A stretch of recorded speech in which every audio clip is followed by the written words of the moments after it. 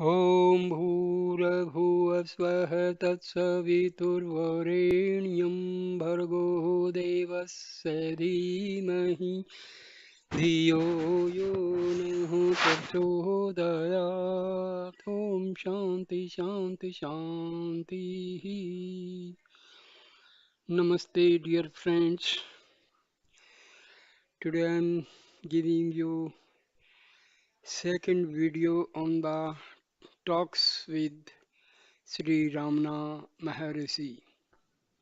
I start with the question devotee. Does Maharishi enter the Nirvikalpa Samadhi?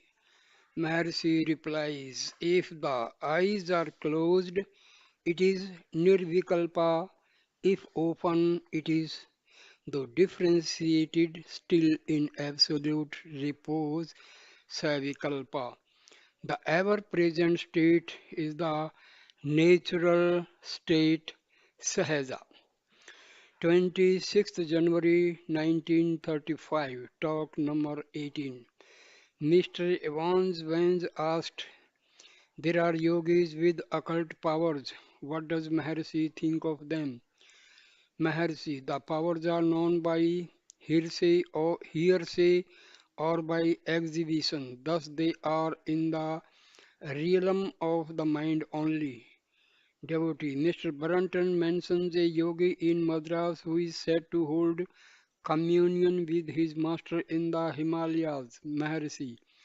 It is not more marvelous than telepathy, so commonly known. Telepathy cannot exist without the hearer and television without the seer. What the difference between hearing from far and from near? It is only the hearer who matters. Without the hearer, there cannot be hearing. Without the seer, there cannot be vision. Devotee. So you want me to consider the subject and not the object.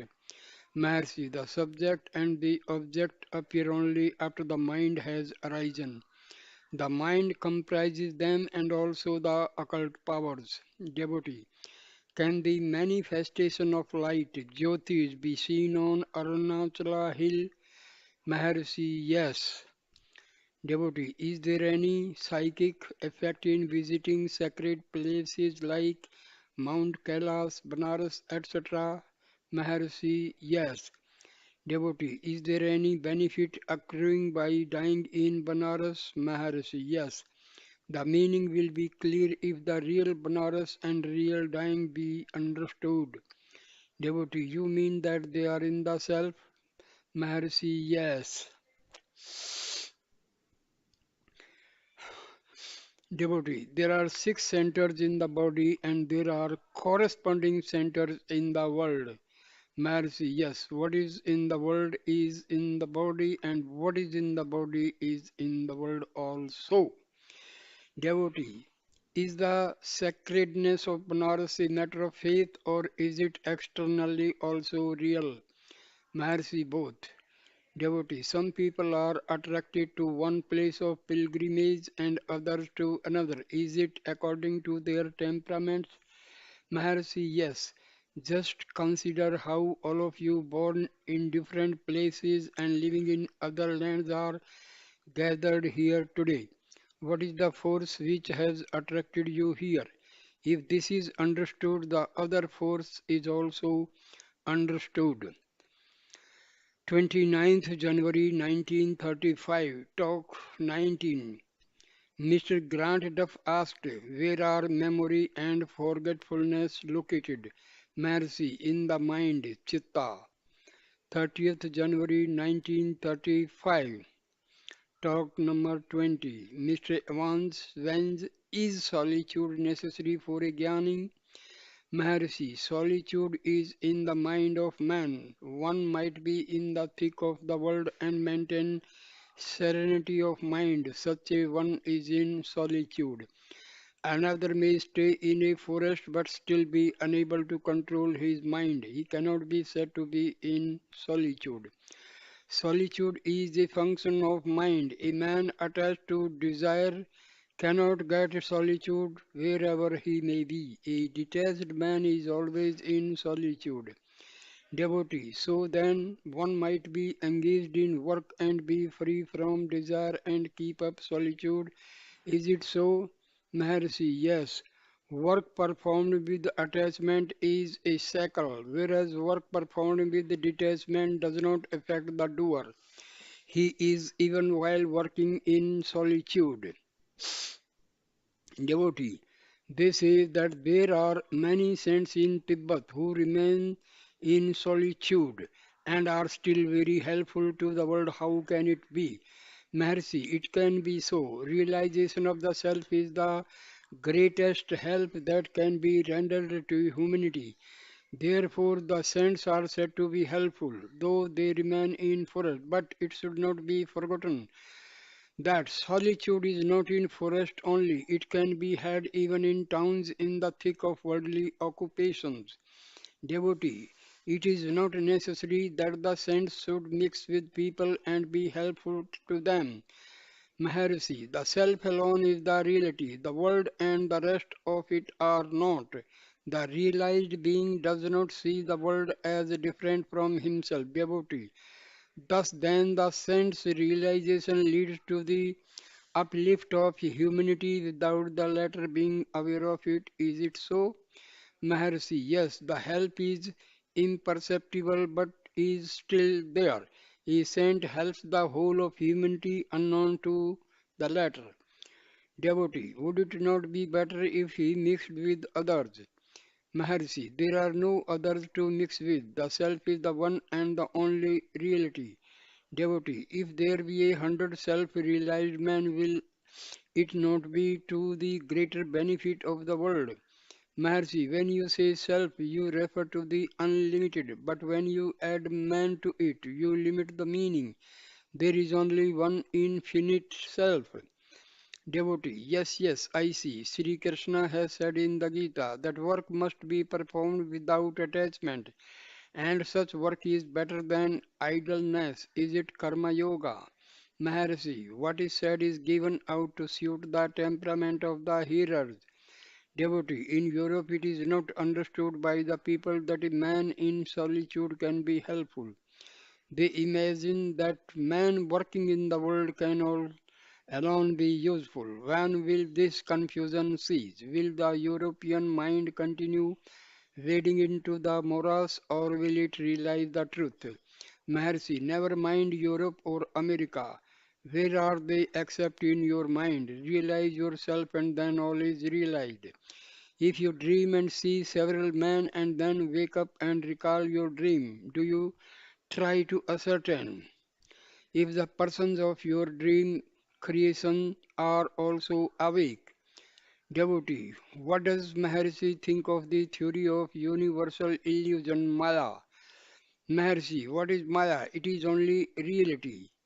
Devotee, is not Maya illusion? Maharshi, Maya is used to signify the manifestation of the reality. Thus, Maya is only reality. Devotee, some say that Sri Shankaracharya was only intellectual and not realized. Is it so? Maharshi, why worry about Shankaracharya? Realize your own self. Others can take care of themselves. Devotee, Jesus Christ cured people of their diseases. Is that only an occult power siddhi? Maharshi, was Jesus aware at the time that he was curing men of their diseases? He could not have been conscious of his powers. There is a story related as follows. Jesus had once cured a man of his blindness. The man turned wicked. In course of time, meeting him after some years, Jesus observed his wickedness and asked him why he was so. He replied, saying that when he was blind, he could not commit any sin. But after Jesus had cured him of blindness, he grew wicked, and Jesus was responsible for his wickedness. Devotee, was not Jesus a perfected being possessing occult powers siddhis? Mercy, he could not have been aware of his powers siddhis. Devotee, is it not good to acquire them such as telepathy, etc.? Maharshi, telepathy or radio enables one to see and hear from afar. They are all the same, hearing and seeing. Whether one hears from near or far does not make any difference in hearing. The fundamental factor is the hearer, the subject. Without the hearer or the seer, there can be no hearing or seeing. The latter are the functions of the mind. The occult powers, siddhis, are therefore only in the mind. They are not natural to the self. That which is not natural but acquired cannot be permanent and is not worth striving for. They denote extended powers. A man is possessed of limited powers and is miserable. He wants to expand his powers so that he may be happy. But consider if it will be so. If with limited perceptions one is miserable, with extended perceptions the misery must increase proportionately. Occult powers will not bring happiness to anyone, but will make him all the more miserable. Moreover, what are these powers for? The would-be occultist, Siddha, desires to display the Siddhis so that others may appreciate him. He seeks appreciation, and if it is not forthcoming, he will not be happy. There must be others to appreciate him. He may even find another possessor of higher powers that will cause jealousy and breed unhappiness. The higher occultist, Siddha, may meet a still higher Siddha, and so on until there will come one who will blow up everything in a trice. Such is the highest adept, Siddha, and he is God or the Self. Which is the real power? Is it to increase prosperity or bring about peace? That which results in peace is the highest perfection, Siddhi, devotee. But common people in Europe and America would not appreciate such an attitude and would desire a display of powers and instructions by lectures, etc. Maharishi, lectures may entertain individual for a few hours without improving them. Silence, on the other hand, is permanent and benefits the whole humanity. Devotee, but silence is not understood. Maharishi, it does not matter. By silence, eloquence is meant. Oral lectures are not so eloquent as silence. Silence is unceasing eloquence. The primal master, Dakshinamurti, is the ideal. He taught his rishi disciples by silence. Devotee, but then there were disciples for him. It was all right. Now it is different. They must be sought after and helped. Maharshi, that is a sign of ignorance. The power which created you has created the world. If it can take care of you, it can similarly take care of the world also. Devotee, what does Bhagwan think of the lost soul mentioned by Jesus Christ? Maharshi, think what there is to be lost. Is there anything to lose? What matters is only that which is natural. Such must be eternal and cannot be experienced. That which is born must die. That which is acquired must be lost. Were you born? You are ever existent. The self can never be lost. Devotee, Buddha advises the eightfold path as being the best so that none might be lost. Maharshi, yes, such is called Raj Yoga by the Hindus. Devotee, is yoga advised for a spiritual aspirant? Maharshi, yoga helps control of mind. Devotee, but does it not lead to occult powers, siddhis, which are said to be dangerous? Maharshi, but you qualified your question by the words a spiritual aspirant. You did not mean a seeker of power, siddhis. 31st January 1935, talk number 21. Mr. Ellappa Chettiar, a member of the Legislative Council of Madras Presidency and an influential Hindu, asked, why is it said that the knowledge born of hearing is not firm, whereas that born of contemplation is firm? Mercy. On the other hand, it is said that hearsay knowledge, proksha, is not firm, whereas that born of one's own realization aproxa is firm. It is also said that hearing helps the intellectual understanding of the truth, that meditation makes the understanding clear, and finally that contemplation brings about realization of the truth. Furthermore, they say also that all such knowledge is not firm and that it is firm only when it is as clear and intimate as a gooseberry in the hollow of one's palm. There are those who affirm that hearing alone will suffice, because a competent person who had already, perhaps in previous incarnations, qualified himself realizes and abides in peace as soon as he hears the truth told him only once, whereas the person not so qualified must pass through the stages prescribed above before falling into samadhi. Talk number 22. Mrs. Pigot returned from Madras for a further visit. She asked questions relating to diet regulation. Devotee. What diet is prescribed for a sadhak, one who is engaged in spiritual practices? Maharshi. Sattvic food in limited quantities. Devotee. What is sattvic food? Maharshi. Bread, fruits, vegetables, milk, etc. Devotee. Some people take fish in North India. May it be done? No answer was made by the Maharishi. Devotee. We Europeans are accustomed to a particular diet. Change of diet affects health and weakens the mind. Is it not necessary to keep up physical health? Maharishi.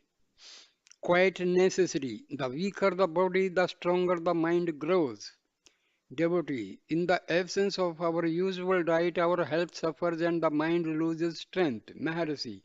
What do you mean by strength of mind? Devotee. The power to eliminate worldly attachment. Maharishi. The quality of food influences the mind. The mind feeds on the food consumed. Devotee. Really, how can the Europeans adjust themselves to sattvic food only?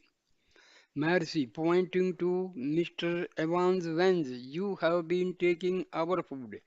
Do you feel uncomfortable on that account? Mr. Evans Vance, no, because I am accustomed to it. Devotee, what about those not so accustomed? Maharshi, habit is only adjustment to the environment. It is the mind that matters. The fact is that the mind has been trained to think certain foods tasty and good. The food material is to be had both in vegetarian and non-vegetarian diet equally well, but the mind desires such food as it is accustomed to and consider tasty. Devotee, are there restrictions for the realized man in a similar manner? Maharshi, no, he is steady and not influenced by the food he takes. 2nd February 1935, talk number 23.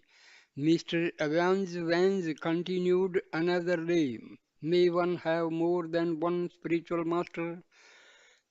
Maharshi, who is a master? He is the self after all. According to the stages of the development of the mind, the self manifests as the master externally. The famous ancient saint Avadhuta said that he had more than 24 masters. The master is one from whom one learns anything. The guru may be sometimes inanimate also, as in the case of Avadhuta. God, guru, and the self are identical. A spiritual minded man thinks that God is all pervading and takes God for his guru. Later, God brings him in contact with a personal guru, and the man recognizes him as all in all. Lastly, the same man is made by the grace of the Master to feel that his self is the reality and nothing else. Thus he finds that self is the Master. Devotee. Does Sri Bhagwan initiate his disciples? Maharshi kept silent. Thereafter, one of the devotees took it upon himself to answer, saying, Maharshi does not see anyone as outside of himself, so there are no disciples for him. His grace is all pervading and he communicates his grace to any deserving individual in silence. Devotee. How does book lore help in self realization?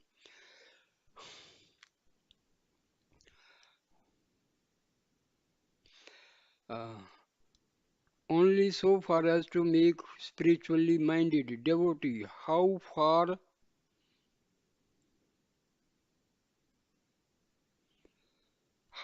does intellect help?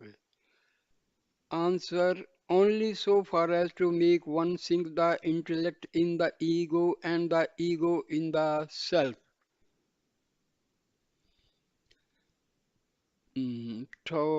4th February 1935. Talk number 24. Mrs. Pivot.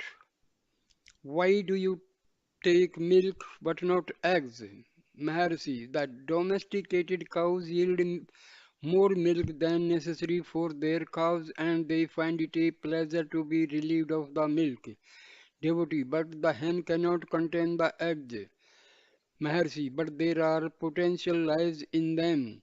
Devotee. Thought ceases suddenly, then I rises up as suddenly and continues. It is only in the feeling and not in the intellect. Can it be right? Maharshi. It is certainly right. Thoughts must cease and reason disappear for I to rise up and be felt. Feeling is the prime factor and not reason. Devotee, moreover, it is not the head but in the right side of the chest. Mercy, it ought to be so, because the heart is there. Devotee, when I see outside, it disappears. What is to be done? Mercy, it must be held tight. Devotee, if one is active with such remembrance, will the actions be always right? Mercy, they ought to be. However, such a person is not concerned with the right or wrong of his actions. Such a person's actions are God's and therefore they must be right. Devotee, why then the restrictions of food given for such? Mercy, your present experience is due to the influence of the atmosphere you are in. Can you have it outside this atmosphere? The experience is spasmodic until it becomes permanent. Practice is necessary. Restrictions of food are aids for such experience to be repeated.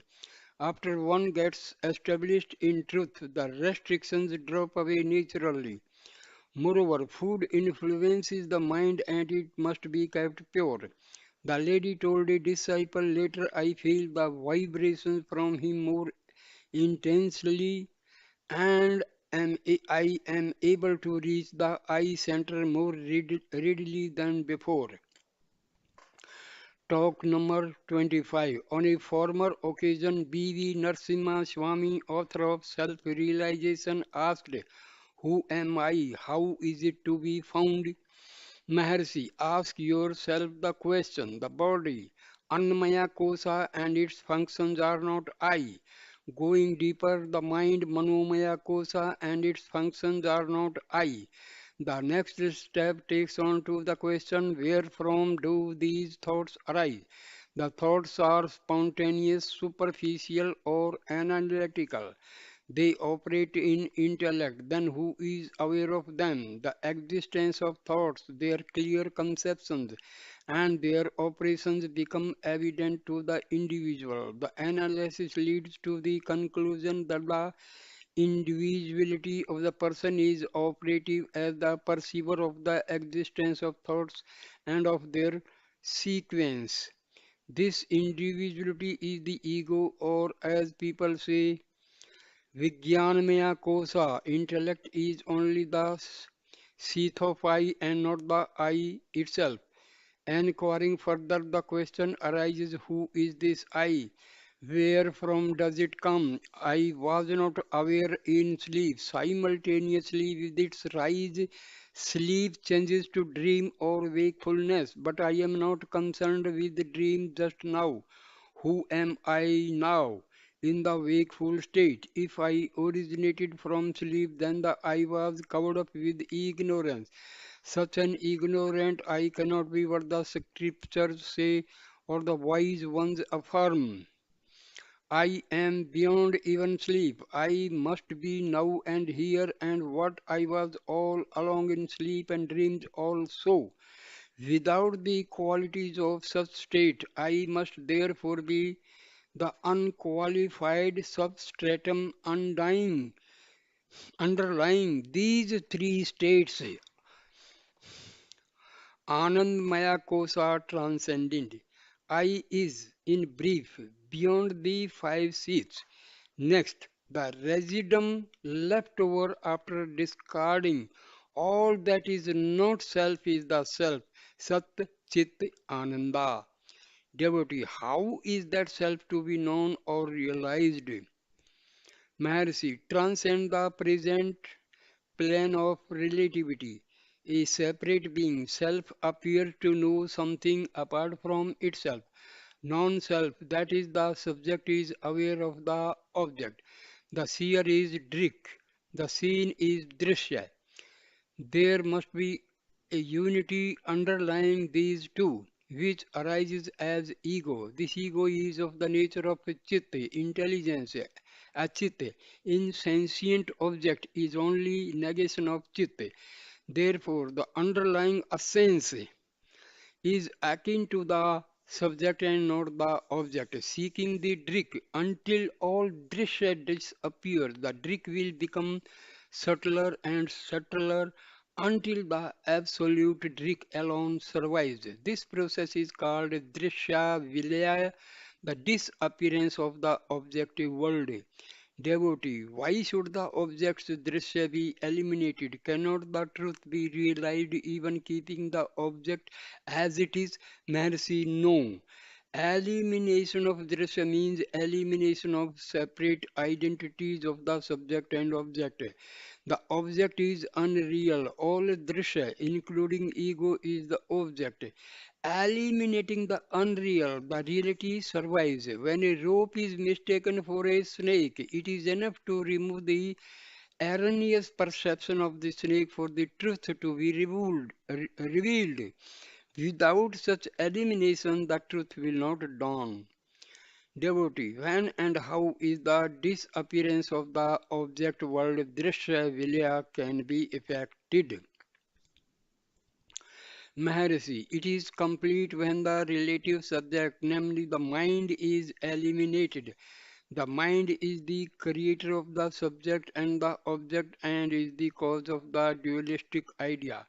Therefore, it is the cause of the wrong notion of limited self and misery consequent on such erroneous idea. Devotee, what is this mind? Maharishi, mind is one form of manifestation of life. A block of wood or a subtle machine is not called mind. The vital force manifests as life activity and also as the conscious phenomenon known as the mind. Devotee, what is the relation between mind and the object? Is the mind contacting something different from it with the world? Maharishi, the world is sensed in the waking and the dream states or is the object of perception and thought, both being mental activities. If there were no such activities as waking and dreaming thought, there would be no perception or inference of world. In sleep, there is no such activity, and object and world do not exist for us in sleep. Hence, a reality of the world may be created by the ego by its act of emergence from sleep, and that reality may be swallowed up or disappear by the soul resuming its nature in sleep. The emergence and disappearance of the world are like the spider producing a gossamer web and then withdrawing it. The Spider here underlies all the three states, waking, dreaming, and sleep. Such a spider in the person is called Atma, self. Whereas the same with reference to the world which is considered to issue from the sun is called Brahma, Supreme Spirit. He that is in man is the same as he that is in the sun. Savaschayam parsyascha vyadate sa ekaha. While self or spirit is unmanifest and inactive, there are no relative doubles, that is, subject and object, drik and drishya. If the inquiry into the ultimate cause of manifestation of mind itself is pushed on, mind will be found to be only the manifestation of the real, which is otherwise called Atma or Brahma.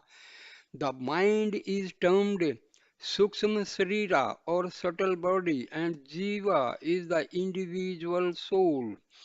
The Jiva is the essence of the growth of individuality. Personality is referred to as Jiva. Thought or mind is said to be its face, or one of the ways in which the Jiva manifests itself. The earlier stage or phase of such manifestation being vegetative life. This mind is always seen as being related to or acting on some non-mind or matter, and never by itself. Therefore, mind and matter coexist. Talk number 26. Devotee.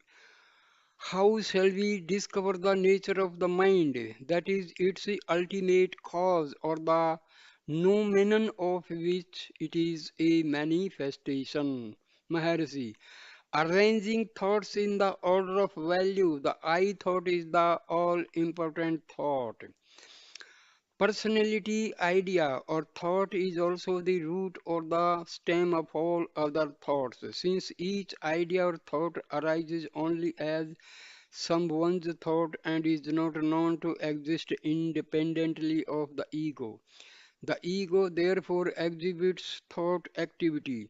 The second and the third persons do not appear except to the first person. Therefore, they arise only after the first person appears. So, all the three persons seem to arise and sink together. Trace then the ultimate cause of I or personality. The I idea arises to an embodied ego and should be related to a body or organism. Has it a location in the body or a spatial relation to any particular spot? As speech, which has its center in the brain or an nativeness in the brain. Similarly, has I got any center in the brain, blood or viscera? Thought life is seen to center around the brain and the spinal cord, which in turn are fed by the blood circulating in them, carrying food and air duly mixed up, which are transformed into nerve matter. Thus, vegetative life, including circulation, respiration, alimentation, etc., or vital force is said to be or reside in the core or essence of the organism. Thus, the mind may be regarded as the manifestation of vital force, which again may be conceived as residing the heart. Devotee. Now, for the art of eliminating the mind and the developing intuition in its stead, are they two distinct stages with a possible neutral ground which is neither mind nor intuition, or does the absence of mental activity necessarily involve self realization? Maharishi. To the Abhyasi practitioner, there are two distinctive stages. There is a neutral ground of sleep, coma, faint, insanity, etc., in which the mental operations either do not exist or consciousness of self does not prevail. Devotee, taking the first part first, how is the mind to be eliminated or relative consciousness transcended? Maharshi, the mind is by nature restless. Begin liberating it from its restlessness.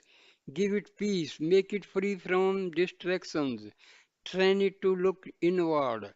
Make this a habit. This is done by ignoring the external world and removing the obstacles to peace of mind. Devotee, how is restlessness removed from the mind? Maharshi, external contacts with objects other than itself make the mind restless. Loss of interest in non-self, vairagya, is the first step. Then the habit of introspection and concentration follow. They are characterized by control of external senses, internal faculties, etc., sama, dhamma, etc., ending in samadhi, undistracted mind. Talk 27. Devotee, how are they practiced? Maharshi, an examination of the ephemeral nature of external phenomena leads to vairagya. Hence, enquiry, vichara, is the first and foremost step to be taken. When vichara continues, automatically it results in a contempt for wealth, fame, ease, pleasure, etc. The I thought becomes clear for inspection. The source of I is the heart, the final goal. If, however, the aspirant is not temperamentally suited to Vichara Marga, to the introspective analytical method, he must develop bhakti, devotion to an ideal, maybe God, Guru, humanity in general, ethical laws, or even the idea of beauty. When one of these takes possession of the individual, other attachments grow weaker. That is, dispassion, vairagya develops.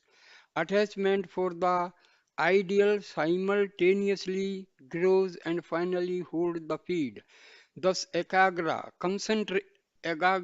ekagrata, concentration grows simultaneously and imperceptibly with or without visions and direct aids. In the absence of inquiry and devotion, the natural sedative pranayama, breath regulation may be tried. This is known as yoga marga. If life is imperiled, the whole interest centers around the one point, the saving of life. If the breath is held, mind cannot afford to and does not jump at its pets external objects. Thus, there is rest for the mind so long as the breath is held. All attention being turned on breath or its regulation, other interests are lost. Again, passions are attended with regular breathing, whereas calm and happiness are attended with slow and regular breathing. Paroxysm of joy is in fact as painful as one of pain, and both are accompanied by ruffled breaths. Real peace is happiness. Pleasures do not form happiness. The mind improves by practice and becomes finer just as the razor's edge is sharpened by stropping. The mind is then better able to tackle internal or external problems. If an aspirant be unsuited temperamentally for the first two methods and circumstantially on account of age for the third method, he must try the karma marga, doing good deeds, for example, social service. His nobler instincts become more evident and he derives impersonal pleasure. His smaller self is less assertive and has a chance of expanding its good side. The man becomes duly equipped for one of the three aforesaid paths. His intuition may also develop directly by this single method. Devotee, can a line of thought or a series of questions induce self hypnotism? Should it not be reduced to a single point analyzing the un unanalyzable, elementary, and vaguely perceived and elusive I? Maharishi, yes, it is really like gazing into vacancy or a dazzling crystal or light. Devotee, can the mind be fixed to that point? How? Maharishi, if the mind is distracted, ask the question promptly, to whom do these distracting thoughts arise? That takes you back to the I point promptly. Devotee, how long can the mind stay or be kept in the heart? Maharshi, the period extends by practice. Devotee, what happens at the end of the period? Maharshi, the mind is returned to the present normal state. Unity in the heart is replaced by variety of phenomena perceived. This is called the outgoing mind. The heart-going mind is called the resting mind. Devotee, is all this process merely intellectual or does it exhibit feeling predominantly? Maharishi, the latter. How, devotee, how do all thoughts cease when the mind is in the heart? Maharishi, by force of will, with the strong faith in the truth of the Master's teaching to that effect. Devotee, what is the good of this process? Maharishi, A. Conquest of the will, development of concentration. B. Conquest of passions, development of dispassion. C. Increased practice of virtue. Samtava, equality to all. Devotee, why should one adopt this self-hypnotism by thinking on the unthinkable point? Why not adopt other methods like gazing into light, holding the breath, hearing music, hearing internal sounds, repetition of the sacred syllable pranava or other mantras? Maharshi, light gazing stupefies the mind and produces catalepsy of the will for the time being, yet scores no permanent benefit. Breath control benumbs the will for the time being only. Sound hearing produces similar results unless the mantra is sacred and secures the help of a higher power to purify and raise the thoughts. Talk 28. What is the devotee? What is the interrelation between regulation of thought and regulation of breath? Maharishi, thought, intellectual and respiration, circulation, etc., vegetative activities are both different aspects of the same, the individual life. Both depend upon or metaphorically reside or inhere in life. Personality and other ideas spring from it like the vital activity. If respiration or other vital activity is forcibly repressed, thought also is repressed. If thought is forcibly slowed down and pinned to a point, the vital activity of respiration is slowed down, made even and confined to the lowest level compatible with life. In both cases, the distracting variety of thought is temporarily at an end. The interaction is noticeable in other ways also. Take the will to live. That is thought power that sustains and keeps up life when other vitality is almost exhausted and delays death. In the absence of such will power, death is accelerated. So thought is said to carry life with it in the flesh and from one fleshy body to another. Devotee, are there any aids? Number one, concentration. Number two, casting of distractions. Maharishi, physically, the digestive and other organs are kept free from irritation. Therefore, food is regulated both in quantity and quality. Non-irritants are eaten, avoiding chilies, excess of salt, onions, wine, opium, etc. Avoid constipation, drowsiness, and excitement, and all foods which induce them. Mentally, take interest in one thing and fix the mind on it. Let such interest be all absorbing to the exclusion of everything else. This is dispassion, vairagya, and concentration. God or mantra may be chosen. The mind gains strength to grasp the subtle and merge into it. Devotee. Distractions result from inherited tendencies. Can they be cast off too? Maharshi, yes, many have done so. Believe it. They did so because they believed they could. Vasanas, predisposition, can be obliterated. It is done by concentration on that which is free from vasanas and yet is their core. Devotee, how long is the practice to continue? Maharshi, till success is achieved and until yoga liberation becomes permanent. Success begets success. If one distraction is conquered, the next is conquered, and so on until all are finally conquered. The process is like reducing an enemy's effort by slaying its manpower one by one as each issues out. Devotee, what is the goal of this process? Maharshi, realizing the real. Devotee, what is the nature of the reality? Maharshi, A. Existence without beginning or end, eternal. B. Existence everywhere, endless, infinite. C. Existence underlying all forms, all changes, all forces, all matter, and all spirit. The many change and pass away phenomena, whereas the one always endures noumenon. D. The one displacing the triads, that is the knower, the knowledge, and the known. The triads are only appearances in time and space, whereas the reality lies beyond and behind them. They are like a mirage over the reality. They are the result of delusion.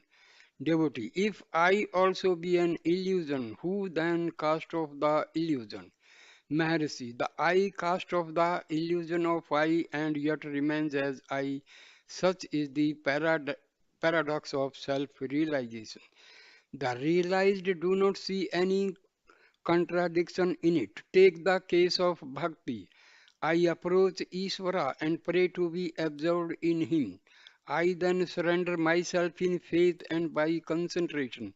What remains afterwards? In place of the original I, perfect self surrender leaves a residuum of God in which the I is lost. This is the highest form of devotion, prabhakti, prapatti, surrender, or the height of vairagya.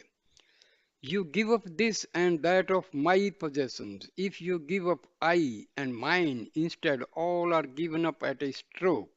The very seed of possessions is lost. Thus the evil is nipped in the bud or crushed in the germ itself. This passion, vairagya, must be very strong to do this. Eagerness to do is it must be equal to that of a man kept under water trying to rise up to the surface for his life. D. Cannot this trouble and difficulty be lessened with the aid of a master or an Ishta Devta, God chosen for worship? Cannot they give the power to see our self as it is, to change us into themselves, to take us into self-realization? M. East Maharshi. Ishta Devta and Guru are aids, very powerful aids on this path, but an aid to be effective requires your effort also. Your effort is a sine qua non. It is you who should see the sun. Can spectacles and the sun see for you? You yourself have to see your true nature. Not much aid is required for doing it. Devotee. What is the relation between my free will and the overwhelming might of the omnipotent? A. Is omniscience of God consistent with ego's free will? B. Is omnipotence of God consistent with ego's free will? C. Are the natural laws consistent with God's free will? Maharshi, yes, free will is the present appearing to a limited faculty of sight and will. The same ego sees its past activity as falling into a course of law or rules, its own free will being one of the links in that course of law. Omnipotence and omniscience of God are then seen by the ego to have acted through the appearance of his own free will. So he comes to conclusion that the ego must go by appearances. Natural laws are manifestations of God's will and they have been laid down. Devotee. Is the study of science, psychology, physiology, philosophy, etc. helpful for number one, this art of yoga liberation, two, the intuitive grasp of the unity of the real? Mercy, very little. Some knowledge is needed for yoga and it may be found in books, but practical application is the thing needed and personal example. Personal touch and personal instructions are the most helpful aids. As for the other, a person may laboriously convince himself of the truth to be intuited. That is its function and nature, but the actual intuition is akin to feeling and requires practice and personal contact. Mere book learning is not of any great use. After realization, all intellectual loads are useless burdens and are thrown overboard as jetsam. Jettisoning the ego is necessary and natural. Devotee, how does dream differ from waking? Maharshi, in dreams one takes on different bodies and they enter this body when one dreams of sense contracts. Devotee, what is the happiness? Is it inhering in the Atma or in the object or in the contact between the subject and the object? But we do not see happiness in our affairs. When does it actually arise? Maharshi, when there is contact of a desirable sort or memory, therefore, thereof, and when there is freedom from undesirable contexts or memory thereof, we say there is happiness. Such happiness is relative and is better called pleasure. But man want absolute and permanent happiness. This does not reside in objects but in the absolute. It is peace free from pain and pleasure. It is a neutral state. Devotee, in what sense is happiness our real nature? Maharshi, perfect bliss is Brahma. Perfect peace is of the self that alone exists and is conscious. The same conclusion is arrived at A. Judged metaphysically. B. Inferred by Bhakti Marga, path of devotion. We pray to God for bliss and receive it by grace. The best hour of bliss must be bliss itself and also infinite. Therefore, Ishvara is the personal God of infinite power and bliss. Brahma is bliss, impersonal and absolute. The finite egos deriving their source from Brahma and then Ishvara are in their spiritual nature bliss only. Biologically, an organism functions because such functions are attended with happiness. It is pleasure that helps our growth, food, exercise, rest, and gregarious qualities. The psychology and metaphysics of pleasure is perhaps this. Our nature is primarily one, entire blissful. Take this as a probable hypothesis. Creation is by the entire Godhead breaking into God and nature, Maya or Prakriti. This Maya is of two parts, para, the sporting essence, and apara, the five elements, mind, intellect, and ego eightfold. Ego's perfection is suddenly broken at a point and a want is felt giving rise to a desire to get something or do something. When that want is curbed by the fulfillment of that desire, the ego is happy and the original perfection is restored. Therefore, happiness may be said to be our natural condition or nature.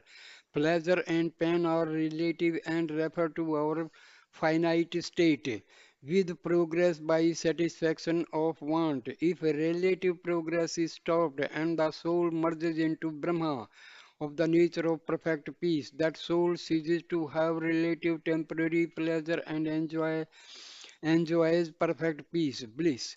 Hence, self realization is bliss. It is realizing the self as the limitless spiritual eye, jnana drishti, and not clairvoyance. It is the highest self surrender. Sansara, the world cycle is sorrow. Devotee, why then is samsara creation and manifestation as finitized, so full of sorrow and devil? Mercy, God's will. Devotee, why does God will it so?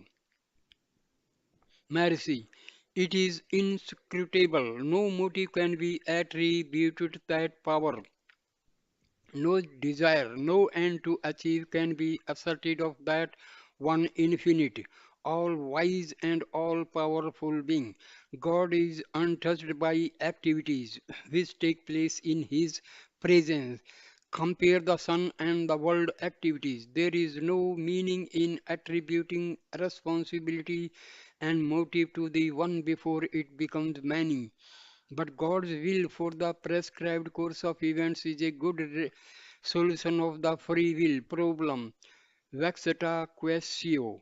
If the mind is restless on account of a sense of the imperfect and unsatisfactory character of what befalls us or what is committed or omitted by us, then it is wise to drop the sense of responsibility and free will be by regarding ourselves as the ordained instruments of the all wise and all powerful to do and suffer as he pleases. He carries all burdens and gives us peace. Talk 29. On another occasion, the evening was calm and cloudy. It was drizzling occasionally and somewhat cool in consequence. The windows of the ashramam hall were closed, and Maharshi was seated as usual on the sofa. Facing him sat the devotees. Some visitors had come from Cuddalore. A sub-judge accompanied by two elderly ladies was among them. The sub-judge began the discussion as to the impermanence of all mundane things by putting the question, has the discrimination between reality and unreality, sat asat vicharana, the efficacy in itself to lead us to the realization of the one imperishable Maharshi, as propounded by all and realized by all true seekers, fixity in the Supreme Spirit, Brahmanistha, alone can make us know and realize it. It being of us and in us, any amount of discrimination, Vivechana can lead us only one step forward by making us renouncers, by goading us to discard the seeming abhasa as transitory and to hold fast to the eternal truth and presence alone. The conversation turned upon the question as to whether Ishvara Prasad, divine grace, is necessary for the attaining of Samrajya, universal dominion, or whether a jiva's honest and strenuous efforts to attain it cannot of themselves lead him to that from whence in no return to life and death. The Maharshi, with an ineffable smile which lit up his holy face and which was all pervasive, shining upon the coterie around him, replied in tones of certainty and with the ring of truth. Divine grace is essential for realization. It leads one to God realization, but such grace is vouchsafed only to him who is a true devotee or a yogi, who has striven hard and ceaselessly on the path towards freedom.